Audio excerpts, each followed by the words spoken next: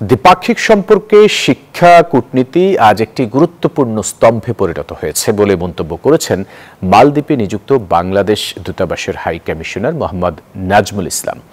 দেশটির মিয়াঞ্জো কলেজের সমাবর্তন অনুষ্ঠানে প্রধান অতিথি হিসেবে বক্তব্য রাখেন তিনি।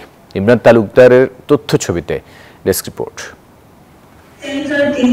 রাজধানী মালেতে গিয়াসউদ্দিন ইন্টারন্যাশনাল স্কুলে উৎসবমুখর পরিবেশে অনুষ্ঠিত হলো বাংলাদেশের মানেখানুদ্দিন মিয়াঞ্জ কলেজের ১৫তম সমাবর্তন। নতুন স্নাতকদের সাফল্য উদযাপন করতে অনুষ্ঠানে উপস্থিত ছিলেন দেশের বিশিষ্ট ব্যক্তিবর্গ, শিক্ষক, শিক্ষার্থী ও অভিভাবকেরা।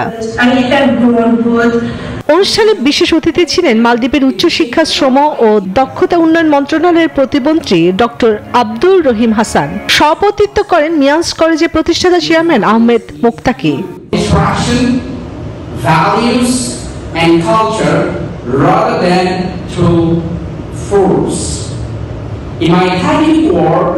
I developed what the concept I call the power of bonding.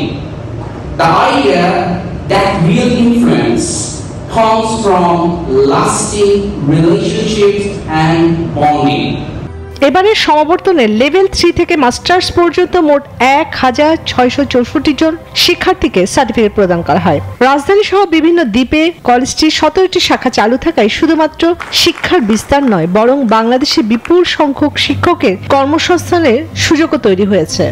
আমরা ১,৬৬৪ জন স্টুডেন্টকে বিভিন্ন কোর্সে, যারা গ্রাজুয়েট হয়েছে লেভেল 3 থেকে মাস্টার্স পর্যন্ত, বেশিরভাগ স্টুডেন্ট ছিল education course like master of education, special education এই ধরনের, এবং আমাদের বেশিরভাগ আজকের যারা গ্রাজুয়েট হয়েছে ৮০% স্টুডেন্ট ছিল মহিলা।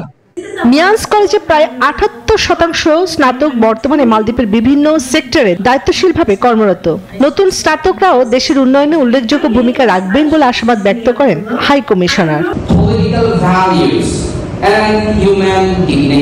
স্নাতকদের এই অর্জন ভবিষ্যতে নেতৃত্ব গড়ে তুলতে সহায়ক হবে এবং ঢাকা মালের সম্পর্ক আরো সুদৃঢ় করবে, এমন প্রত্যাশা ব্যক্ত করেন সমাবর্তনের কলেজ কর্তৃপক্ষ।